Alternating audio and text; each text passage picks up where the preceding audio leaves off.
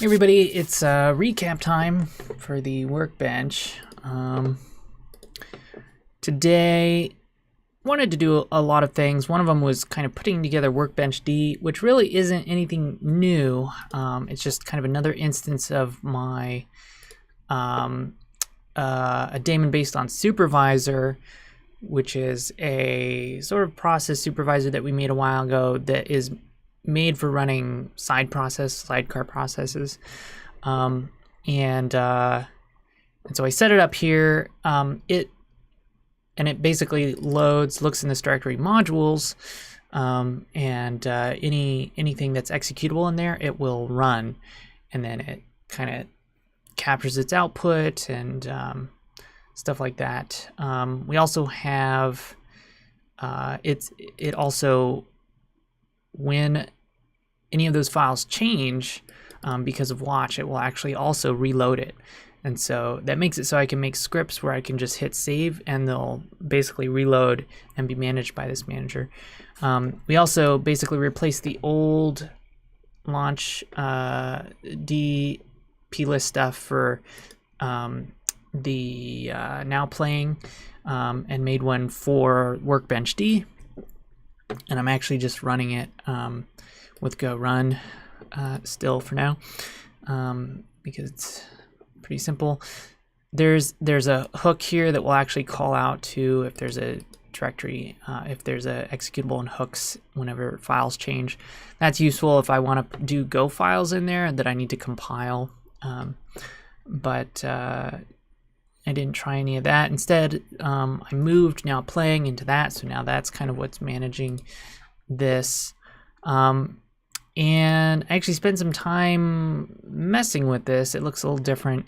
The main thing is I wanted to make this look disabled if it's not playing or if the application is stopped.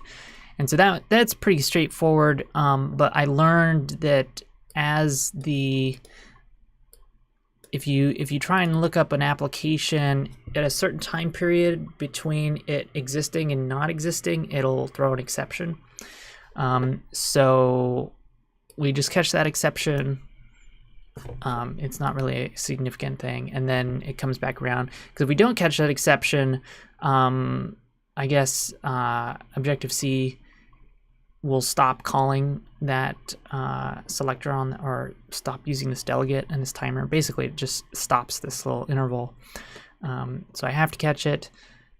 Yeah, so now if Spotify's closed, the name goes away. If Spotify's paused, it's grayed out. So then I also got started on a new menu-based thing. I kind of wanted to do like a launcher that would launch some of the other things that I had been making. I don't know if that's what I want to do yet, but I at least got started with it. And so I made kind of a new script that I could just throw in here, and it would kind of live reload as I put it together. And most of this is useless. It's really just doing this. Oops. It's really just doing this, which is creating a taskbar item with a quit menu. And that's kind of as far as I got. I think I was going down the path of, do I want to use AppleScript to open up a terminal? Do I want to shell out? Or do I want to try and use qRPC and, do a callback or something, and let things register callbacks with this, which would be really cool.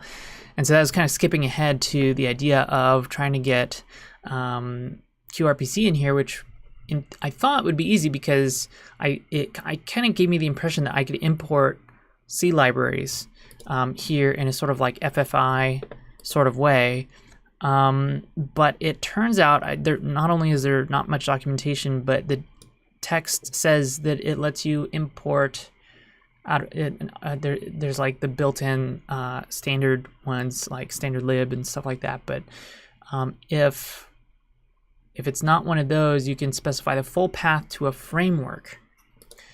So libmux is a dynamic library, which is not a framework, and so I tried all kinds of ways to try and get this to maybe import a dynamic library. I guess, it doesn't really say anything other than it can't import it. And so I don't know if it is capable of it, but so now my thinking is going down this path is like, well, let me actually try and make a custom framework with Xcode with a function or something and see if I can actually get that to work as a framework.